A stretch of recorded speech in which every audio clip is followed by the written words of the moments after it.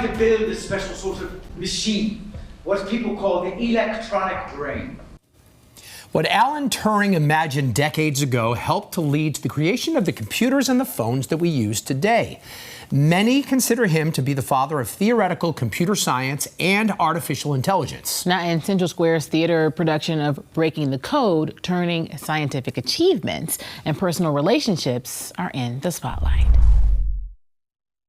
Possibilities are boundless.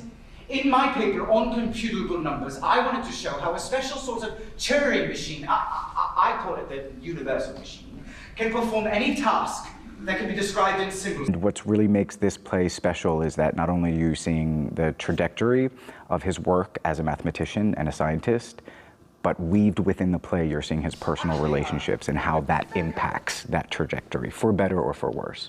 Alan Turing may be best known for creating the machine which broke Germany's Enigma code, leading to the Allies' victory over the Nazis during World War II.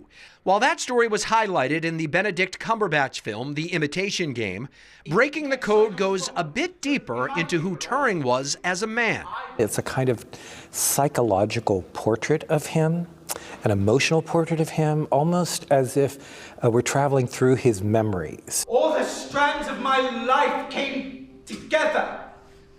My work as a mathematician, my interest in ciphers, my ability to solve practical problems, my love of my country. I call him the father of devices. He's the father of the devices. One of the things that's astonishing to me is how prescient he was. He had to navigate a world that he was not comfortable in. And so he took refuge in his science, whether it was math or biology or dreaming of this mechanical brain or wherever his curiosity took him. So what's funny about Alan Turing's legacy is that, you know, every time we pick up one of our phones, every time we go on the computer, we kind of take it for granted now. But his openness in his personal life caused his public downfall. If it hadn't been for me, we'd have lost the war.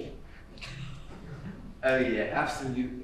When we think about our gay icons, a lot of the times they have to do directly with like queer liberation or this person was marching for these rights. Alan was never really like that. Alan really focused on his work as a mathematician, and he was pretty much out as a gay man.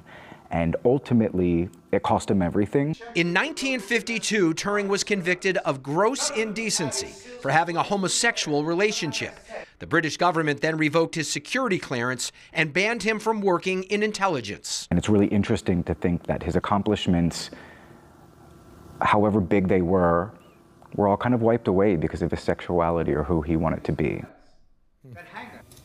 Now, in 2013, Queen Elizabeth granted Turing a posthumous royal pardon, and Turing's image is now featured on Bank of England's £50 note. So you can see Breaking the Code at the Central Square Theatre in Cambridge through May 3rd. It looks like a fascinating play to see, and boy, to understand what people like Turing went through at that time is really eye-opening, and a lot of people should see. And it just reminds people that people have complex stories, always a lot below the surface. No question.